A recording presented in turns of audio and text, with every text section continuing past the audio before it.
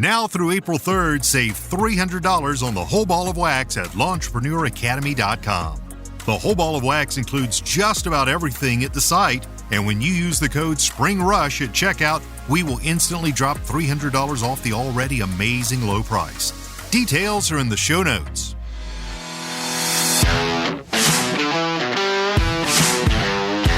You're now listening to the Fullerton Unfiltered podcast. Straightforward, no-nonsense business advice. Completely unfiltered. Grow your business. Grow your life. Now, here's your host, Brian Fullerton. What's up, guys? Thanks for tuning in to the Fullerton Unfiltered podcast. This is a rather unusual voice if you're listening in, but I'm impersonating Brian today. I'm Jeremiah Jennings, and I'm joined with Paul Jamison. What's up, guys? How y'all doing this morning? I hope everybody's doing well. Hope he's starting off to a good week. This is midweek show, so this will be Wednesday.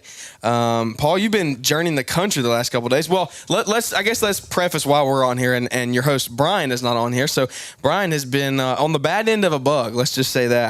And so he has been under the weather like I have. I don't have no desire to feel how Brian has felt the last couple of days. So I said, hey, we'll record a show for you. We'll take it over and take care of Wednesday's show. And it just so happened that I'm hanging out with Paul Jamison. I got a knock on the door in my hotel room. And I go to open the door and no one's there. So I'm like, I've been working out. I've been feeling, like, okay, let's go. So I go out in the hallways like, who's messing with me? I'm about to defend myself. And Jeremiah was just pranking me. It was pretty funny. I didn't know how long. I didn't know if you were just going to shut the door back or what. That would have been wise. Normally if you open the door at the hotel and no one's there, you should just shut the door and lock it. Yeah, what I did shoulders, chest, triceps. I'm like, all right, you Paul's picked the wrong person to mess with. Let's go. Yeah, Paul came out bowed up. I was ready to. Anyway, you gotta be careful on these streets. We're in Hattiesburg, Mississippi. That's right. We spread pine straw down here. So anyway, Brian said, "Hey, do whatever you want. Make it a fun show. Make it just a fun midweek show. Spring is right around the corner. There's so much stuff that we can get into today about business. I think we're just gonna sit back and have a good old time, though. Just have fun and talk about the show. What all Brian's got going on. He's releasing some new books coming up, right? Yeah, 0 to 60. 0 to 60. I'm just playing. 0 to 100K. I've never heard that. It's a great title because he didn't use Title Generator for that one. In the car world, how fast can you go 0 to 60? My Kia's, pushing 5-6 seconds. I got but you're redlining it every time. Oh, the Kia Sorento isn't quite too impressive with the 0 to 60, but the title's really clever. 0 to 100K, and one thing that Brian's really smart about. When he went to start his podcast, Jeremiah, he called me and asked me to help him. And I did. And here we are later. I mean, he is just absolutely crushing the Fullerton Unfiltered podcast. And he called me a while ago and was like, hey, Paul, I want to write a book. Teach me everything. Because I've done 4. He's like, teach me all the mistakes you've made so I don't have to make them and help me go, further, faster, things like that. So it's been really fun for me to help him behind the scenes and see how excited he is. We were doing some of the back end things with Amazon and he's so close to making it go live. And I'm talking like days it's going to be out. So it's 0 to 100K. Brian shares the story of how he went from 0, to 6 figures in business. Yeah. And now I know he does hundreds of thousands in his lawn business, hundreds of thousands in his media business, and I'm sure his second book will be 0 to 1 million. Yeah, 0 to 1 in typical 1 million. Fullerton fashion. Yeah, that would not surprise me. But let me say this as an author: there's so much hard work that goes into writing a book. That's why pretty much no one's written a book. Yeah, and so anyway, when Brian's book goes out, make sure you support it. 0 to 100K. Get that paper book. As an author, what does it look like as opposed to getting the Audible version versus the paperback version? Is there a difference? Do you encourage people to buy the paperback version? Sales wise, how does that affect y'all? Well, as a consumer, personally, I'm an audiobook guy. Yeah. So I actually did bring a book with me on vacation to Florida. I'll show it to you. That one's in my backpack. Yeah, YouTube secret.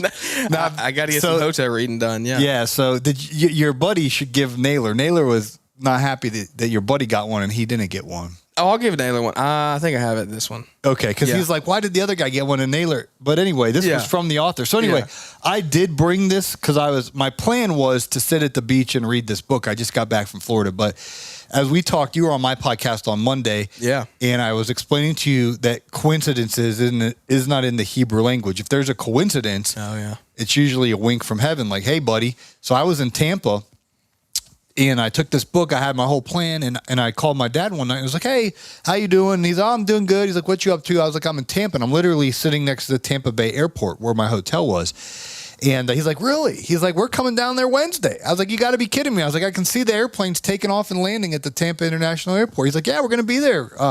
So I was like, it was just wow. So that wasn't even planned. No, I was down there hanging out with the lawn care juggernaut, and I randomly called my dad, and he's like, we're coming down. So then I stayed. They're friends, which I'd like to talk about later on the show. They're multimillionaires, have a beach house, and so I was asking them how do I become a multimillionaire and get a beach house? And they told me. So that was fun. But anyway, I brought this because I was going to read this, but I never did get to sit at the beach or pool like I was planning on because I spent quality time with my parents because they're getting older, and you just never know. Like you never. You hope that they have decades or years left on their life, but you just want to cherish those moments. So I say all that to say I'm an audiobook guy, and I will get Brian's book to support him. Yeah. But I'll probably just put it on my bookshelf. Put it on the display. However, the audiobook, I'll turn it on 1.5 speed, and next road trip I get, I'll my listen goodness, in. if you turn, who's narrating it? Do you know? Well, it's Brian and if Brian's narrating it? Yeah. Well, if he's smart, he would hire Mr. Producer. Well, to narrate if he's narrating it and you put it on 1.25, then it's going to really be like 2x. Like Brian talks so fast normally. If you put it on 1.25, you're not going to be able to keep up. That's the thing, Jeremiah. He talks fast, but he doesn't read fast. Oh, yeah. Because he's been texting me. So he's going to be a little slow on the reading action. But anyway, the way it works with Amazon is you submit your book, and it is so hard to get it approved. Like Amazon has very high standards. And so Brian's been calling me like, what do I select for this? What do I select for that? What do I select for this? What do I select for that? And I'm talking, I don't know how many, I'll just guesstimate 100 hours I put into watching YouTube videos and practicing and learning all this stuff. So I've been helping him with all of that. But once your book's live on Amazon, then you can claim the audiobook version. And then so Brian will first go on to Amazon, then he'll claim the audiobook version, and then that will be out. What has books done for you? How do you think, how have books helped you? Because I'm not a big reader. And I know a lot of people aren't. Like, they don't like reading. Now, audiobooks, we talked about, you're a listener. I love audiobooks, especially during the summer. I have a lawn and landscape company, so I'm on the mower all the time. And so audiobooks work perfect for me. But as you have grown the social media side of things, grown the podcast, it takes a lot. You got to do a lot of research. You got to do a lot of self-educating. Have you done a lot of reading and listening to help you get to this point? Tell the audience that somebody who doesn't like to read or doesn't like to just consume books, or just want to listen to music on the mowers all day, because that's what a lot of this audience is doing. How important is it to actually put good stuff in your ears, good, productive, educational content? That was a lot of questions in one, Jeremiah. I don't know what the heck you're asking me. How important is it to put educational audiobooks in your ears? Oh, I think it's huge. I was just listening to the Dave Ramsey show and his Entree Leadership podcast while I was working on editing and publishing. I have my YouTube shorts edited and pre-published for the next 3 days. But while I was working that workflow, doing menial tasks like that, I literally was listening to Dave Ramsey teach on leadership. So personally, I'm trying to always fill my brain with people who are further along in business to me. So Dave Ramsey, for example, I know, controversial figure, whatever. He's got 1,100 employees. Yeah, Dave Ramsey's a good person. He has 1,100 employees, and he made $300 million last year in his top line of his business. So anyway, he's way further along in business than me. So that's the people that I like to learn about. There's a guy who has a book channel. He's called Publishing with Dale. So I just went to his YouTube channel. I was like, oh, this guy's got books. He's legit. So I just started studying what he had to say about how to write a book and things of that nature. But back to the book thing, I had a unique story because when I started my business, it was the most embarrassing, humble, non-profitable thing. But this was way before social media. So I didn't know what everybody now, if you listen to any podcast, anyway, you're going to hear them say, know your numbers or stuff like this that we're rolling our eyes oh yeah, of course. But no one was telling me that. So I'm figuring all this stuff out on my own. So I quickly went from being not profitable to literally servicing head coach of the Falcons, captain of the Falcons, all like defensive coordinator, defensive backs coach, like a whole bunch of them. When they went to the Super Bowl, I literally was in the locker room celebrating with the Atlanta Falcons after the Super Bowl. I mean, I'm talking like Usher and like all these guys that are like celebrity. I'm sitting there, I'm like, how did I get this life? It was, I'm like trying to tell my dad, I'm like, yeah, Dad, after the NFC Championship, I was hanging out in the locker room. And like, you know, even they have a state trooper guys in there. They're like looking at me like, who is this guy?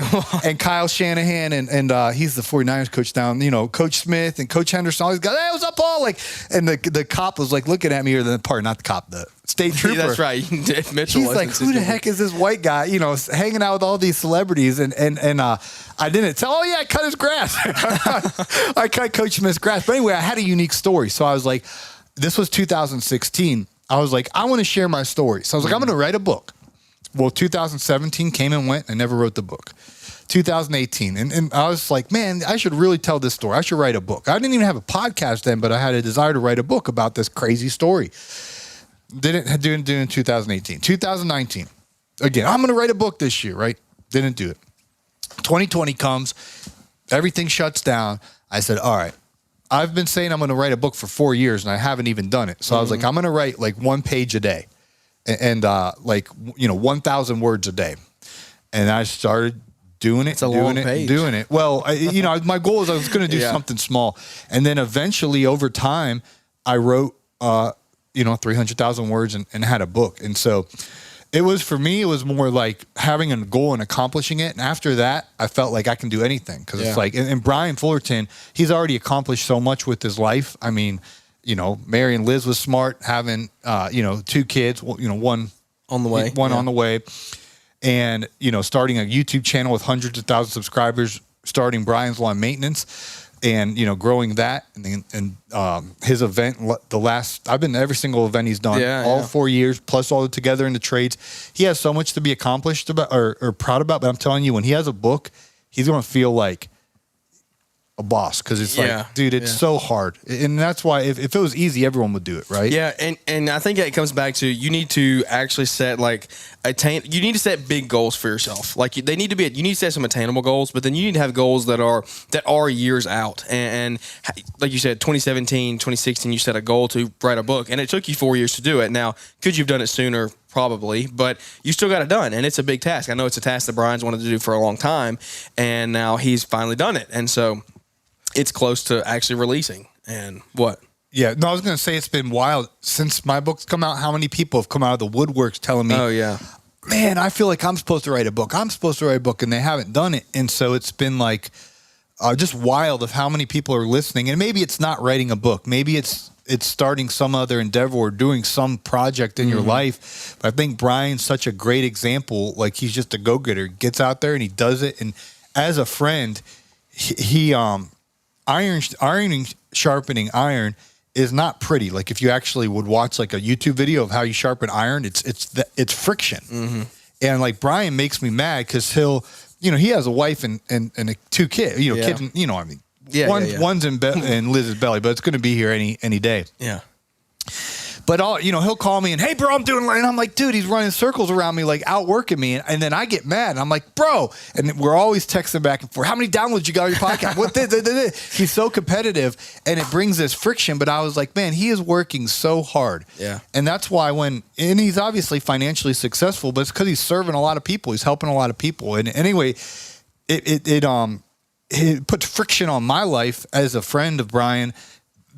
My complacency, I'm like, okay, there's no excuse, because I don't have a wife yet and a kid, and I want them both. Yeah. But your time is less, yet he's doing more than me sometimes. So anyway, Brian pushes me to be a better man and a more diligent worker. Yeah, you said something. So he helps people, and this is for any of you out there. Like, you need to focus on helping other people. If you want to grow any type of social media, you want to grow any type of podcast, or whatever endeavor it is that you're looking to do, you need to focus on others first, and that you will receive from that. The more people you help, the more people that you solve problems for, then you're going to get that in return. I mean, you look at a lot of successful people's endeavors. What are they doing? They're helping. You look at Dave Ramsey, that he's helping people get out of debt. That's why he's in return, he's received a lot of financial success from that.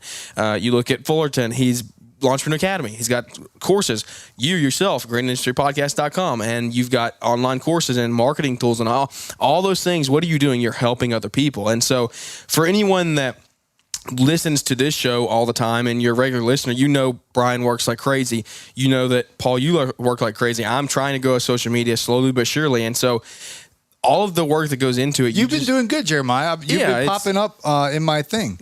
What? The Reels page?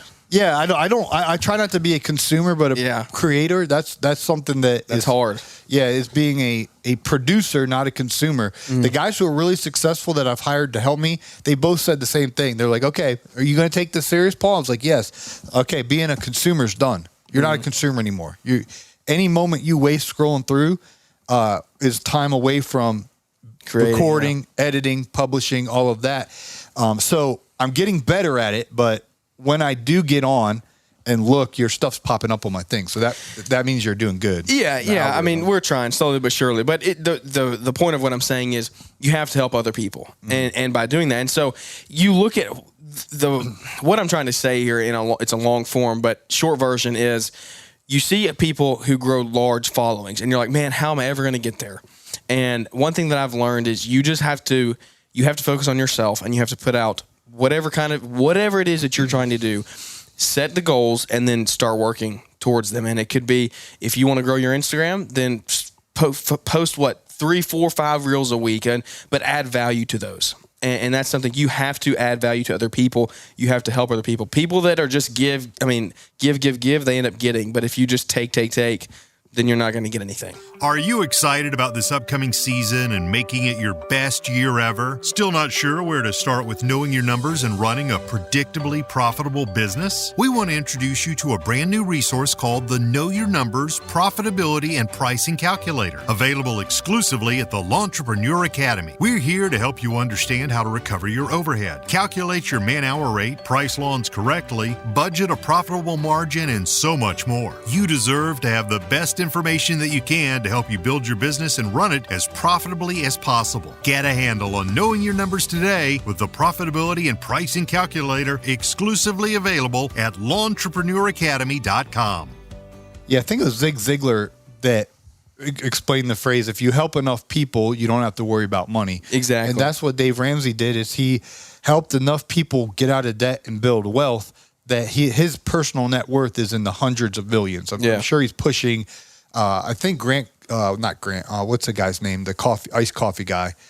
Iced coffee guy. Graham Stephan. Graham Stephan. You don't know Graham Stephan? Stephen? Stephan. Graham Stephan. That guy makes bank on making YouTube videos. But really? He went, you've probably seen him on YouTube. Maybe. He went Try not to be a consumer. He went... That was a good. That's a left hook. Punch. Yeah, you got. That was well played, Jeremiah. Give him a round of applause. I wish I had it. Man, I don't know if I have a round of applause on this thing. Yeah, you do. Which one? I don't know which one it is. No, not that one. No, that one's empty. That would have worked. That was crickets. Go up taller. No, these are mine. I know those are presets. So. Oh, I got you. Whatever. Okay, but back to the point. Then I got derailed because I had a good point. You were talking about Graham Stephan. Yeah, Graham Stephan went to Dave Ramsey's place and interviewed him. Yeah. And then when he came out, he said his net worth was worth $600 million something. So I don't know if they've appreciated him sharing that or if they've shared that him privately and he told everybody. Foolishly said that. I don't know. But anyway, how do you get a net worth of 600 million people? He helped a lot of people along the way and did the right thing. And so I want to clarify, you can get a large following this is good without helping and serving people. But if you want to have a long lasting success, you need to do the right thing over time. So it will come crashing down if it's built the wrong way. It will, for sure. And Daniel Lappin, it will. Yeah, 100%. If you don't treat the foundation people isn't right, word will spread and forget about it. You're digging your own grave. But Daniel Lappin was giving a talk in front of a room, and he said, raise your hand and tell me how you can destroy your life in one day. And people raised their hand, and one guy's like, you could murder someone. He's like, yep, that would destroy your life. You'd be in jail for a while. more than likely. You could cheat on your spouse. Yep, that would be, ruin your marriage and your family and your legacy. You can rob a bank. And he went through and all the people, he's, all right, that's enough. Like people are like, all these things. But he asked the question. He said, how long does it take to do that? And the one person like, well, if you're efficient, you could probably do that in like, a minute. And you could rob a bank. All the stuff could be done in less than 5 minutes. And he's like, so do you understand one bad decision? Yeah. And it could take a minute of just making a poor decision could ruin your reputation and your life forever.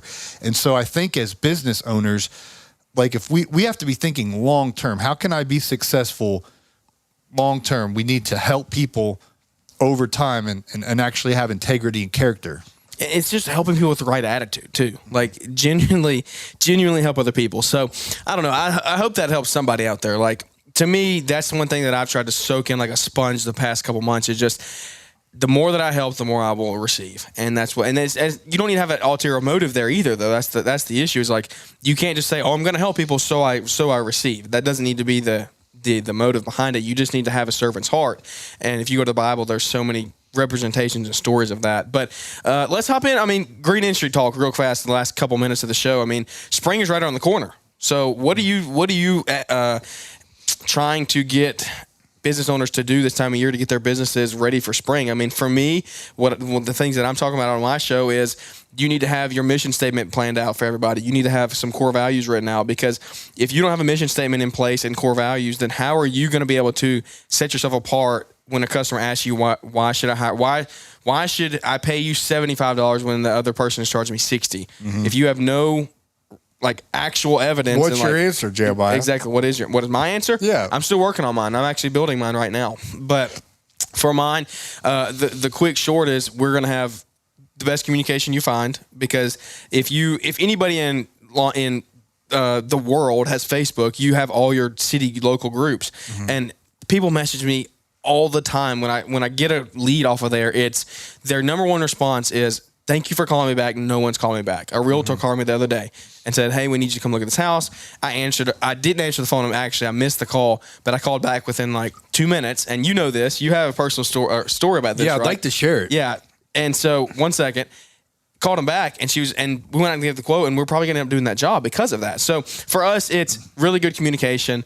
We want to live up to the standards that they're looking for. So we know that we're going to be professional. We're going to be professionally dressed while we're on their properties, and we're going to try to just do the best service that we can for them. And like I said, I'm still working on mine, writing them all out and putting it all on a sheet of paper. Our employees are going to know those. I'm going to try to get them to memorize the mission statement. So it's just part of the growing process. That's something that I would try to advise anyone out there with that's trying to grow the business this year, is at least get one of those two things in place. I would say you need both of them, but at least get the mission statements to say, this is why we're different from somebody who's charging less than us. But yeah, share your story about the whole communication and calling your customer back, because this turned into changing your business. My life. Yeah, changed my life. So there's a CFO of a company that everyone's heard of, that's based out of San Francisco area. So, and Silicon Valley is 40 miles south of San Francisco, or maybe 60 miles. I don't know. San Jose, California. So I get a phone call one day from San Jose, California. Now, before this, I did good SEO, and I was ranking third in my city. If you Google lawn care in Duluth, Georgia, I was popping up third. So he called who was first on the list, and they didn't answer. He called who was second on the list. He just went to Google and typed in lawn care in Duluth, Georgia, and called the second guy on the list, didn't answer. So I showed up third. So he called me third. I literally remember where I was standing. I was at home, and I just remember seeing I think it was 949 or something like that. And I was like, I'm not answering that, because I get so many of these just spam calls, and it makes me so mad. So I don't answer it, but I did see on my phone down here where it said voicemail, I saw a notification pop up. So I literally hit voicemail. I listened to it, and he's like, hey, this is so-and-so, and I live on so-and-so street. And as soon as he said so-and-so street, well, you got to be rich. Button. Yeah, you got to be rich to live on that street, because I was in the neighborhood that I worked in, and I knew that street. So I call him right back. He says, hey, thanks so much for calling me back. I've called other companies and no one replied. So he said, I have a vacation home in this fancy neighborhood. And I knew the guy had to be loaded. And he said, my neighbor just called me and said that my grass is really tall. Apparently, the guy that was doing it last year, he never showed back up because the grass is dormant in December, January, February, March. So now I think it was like the first week of April and the just had weeds and grass. Everything was growing up. So I said, sir, I'll go cut it this afternoon. You know what I mean? And he said, thanks so much. And so this was before I had Jobber. So I sent him a PayPal. This is a long time ago. Yeah, I mean, so anyway, it's still effective. Yeah, I cut his grass. I send him the PayPal. He pays. And I was like, okay, this is legit. This is good. Well, his next door neighbor was the coordinator of the Atlanta Falcons, defense coordinator. So we would go and do this guy's yard every Saturday morning because he lived in California. He'd only go there for the Masters golf tournament. He'd take his business buddies and wine and dine them and pay. You have to pay $30,000 just to be able to golf, and then you have to pay every time you golf. I mean, I'm talking big money. This guy's super rich. So anyway, because of that, I ended up meeting his neighbor, the defensive coordinator, and then he introduced me. I did a good job for him, and then he trusted me with not all, but like several of the key coaches and players, and like, you know, pretty cool situation. And then it gets even better. He knew that I like social media because I asked him for permission. I said, hey, I actually asked his wife, I said, can I film on your property? I make this was back if you guys remember on Snapchat, I had some clout. I did on Snapchat. But anyway. How many friends did you have? Oh, I don't know. But I had, how many story views did you have? Here's what I did in Snapchat. I don't do Snapchat anymore, but I figured out how to get on the Snapchat homepage. I would go to like the Atlanta Falcons game, and I would then they would post me on their national story. So when when you check your Instagram story, you might have hundreds or maybe low thousands of people watching your stories. Yeah, I would literally have like 900,000 people watching my stories. Yeah, it was crazy. Anyway, that was a whole nother thing. But anyway, I had to get off Snapchat because people were acting a fool up on there. I'm trying to get a godly woman wife, and these ladies. Anyway, no more Snapchat for Paul. But I did have clout on Snapchat. So where was I going with Snapchat? You went to Silicon Valley or something. Oh yeah. So I asked him. I said, hey, I like to make videos on social media, and is it cool if I use your yard as a backdrop or whatever? They're like, oh, have at it. You know what I mean? They literally gave me a key to their place, and I kept some of my equipment in their garage. It was so cool what happened from all of that. And so anyway, they paid for my airplane tickets. First time I didn't get to sit in first class, but I sat in the Comfort Plus, which was when you're used to sitting. Pretty good, yeah. I was like, oh man. And so anyway, flew me out to Silicon Valley. They took me to we went to the Google complex first, which is like a city. The buildings have numbers on them, like 39, 40, 41. It's like crazy. It's a city. They probably have Google. like supermarkets in there and stuff. Well, no, they had a car drive by and no one was driving it and no one was in it. And that was back before that was a real thing. This is a long time ago. Yeah. But they were testing really it unheard out. Of, yeah. And Terry was like, check this out, Paul, look. And I was like, what? And she's like, look in the car, no one's in there. And I was like, you're kidding me. And I'm looking and this car goes zipping by us with no one in it. And I was like, oh my gosh. And we're on the Google property, but it's real streets. Yeah. So anyway, then she took me to Facebook next. One Hacker Way, that was the street name. Across the street from Facebook's the same thing. There's like all these buildings and all this stuff. Across the street's Instagram, which is its whole other. When I say buildings, guys, I'm talking like they're complexes. Yeah. It's mind blowing. And we went on a Sunday, so it was like we would. It was a way you'd probably be difficult to go during the week because of security. Yeah. But like we would kind of go there and she's like, I know people, whatever. So it was really cool.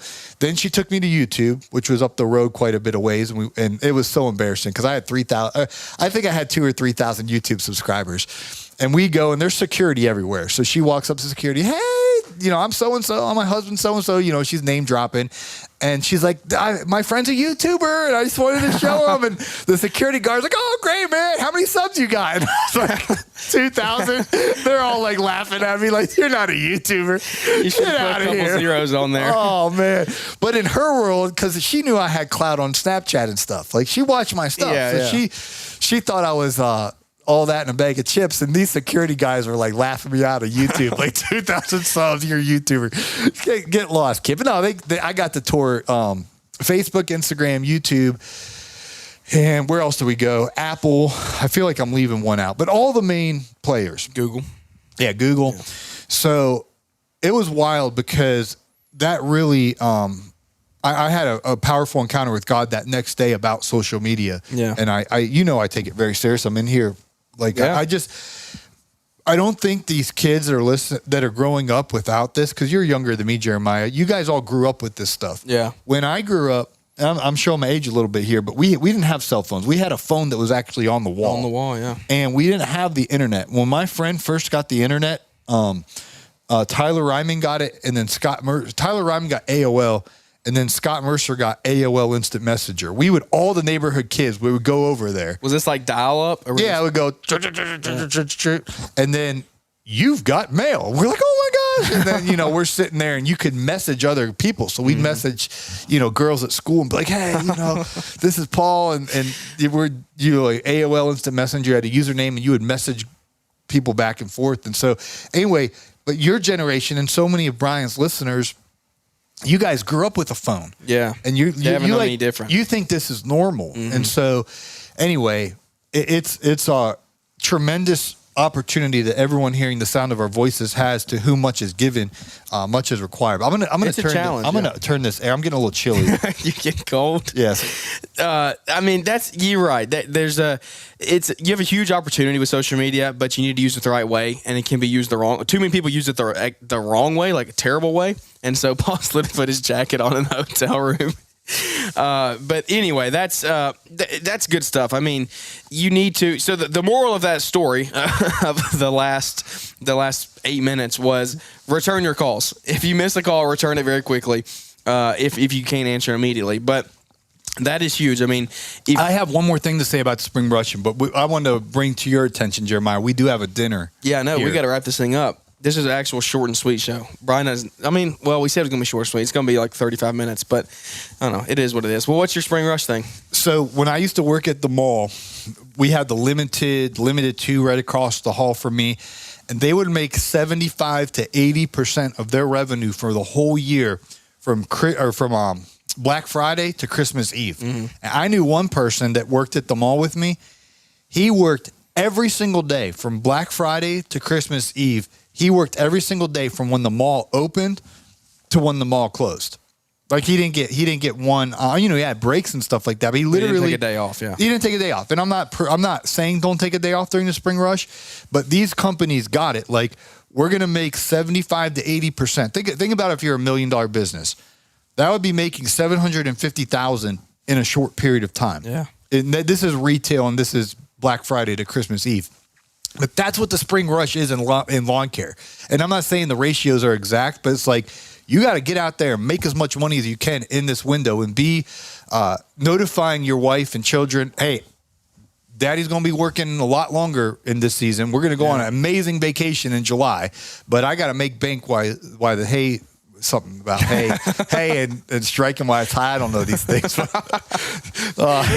There's a saying like make hay while it's sunny or something. I don't know. You don't know? I don't know either. Brian probably knows. Brian's good at all those little sayings. Yeah, he's a smooth operator. He's quick on his feet. But yeah, I know what you're saying. But communicate that.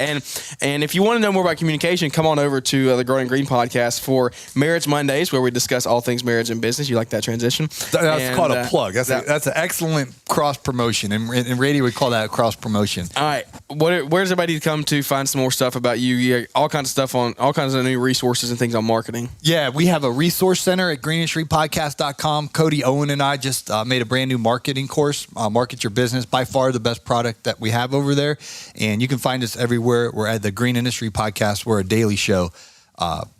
All podcast platforms. Yeah, absolutely. So we're in Hattiesburg, Mississippi. We have dinner at 6:30. I'm a punctual person. I want to be there on time. So I got you. Well, we're going to wrap it up, guys. Thank you so much for tuning in. And when 0 to 60 comes out, or 0 to 100K comes out, Brian's new book, make sure you support your boy. Get out there, buy the paperback, and then, probably more than likely everyone will listen to the audiobook. So when that comes out, get the audiobook and support your boy Fullerton. Sounds good, man. Well, Paul, thanks for doing this episode. Brian, thanks for letting us take over for a couple of days. Hope you get to feeling better, buddy. Thanks to everybody for listening in. Check us out on Growing Green Podcast. We do all things podcast there 3 times a week. Marriage Monday on Mondays, and then Wednesdays, Fridays, all kinds of business entrepreneurship. Paul is tying his shoes and ready to run out the door, so I better wrap this thing up. Check out LaunchpreneurAcademy.com for all your resources. And I don't know what you're saying. I can't read lips. But anyway, guys, thanks for tuning in. And Brian looks forward to catching up with you here on Friday. See y'all. Hi, I'm Mr. Producer, and one more thing. If you're looking to stay up to date with the latest trends and insights in the world of lawn care, then you need our free email newsletter. It's delivered 3 times a week and includes a Monday motivational to kick off your week, a Wednesday what's new to keep you informed, and a Friday weekly recap of all the content we put out. Join our mailing list to stay connected to the world of lawn care and get exclusive access to the latest and greatest from Fullerton Unfiltered and Brian's Lawn Maintenance. Don't miss out on this opportunity to stay ahead of the curve and elevate your lawn care game. Sign up now with the link we've provided in the show description. Thanks for taking the time to listen to the Fullerton Unfiltered podcast with Brian Fullerton. We hope you enjoyed this production. If so, please consider leaving us a 5-star review for the show. While the techniques and ideas presented here are designed to help you grow a more successful and profitable business, no one can guarantee these results for you. We want to emphasize that entrepreneurship is not easy, and the ideas presented here are just the opinions of Brian Fullerton and his respective guests. No one can guarantee success for you. That being said, we hope the ideas presented here help you and motivate you to go on out there and crush it with your own business. Fullerton Unfiltered Podcast. Thanks for listening, and we hope to see you on the next episode. This has been a Brian Fullerton and Mr. Producer production.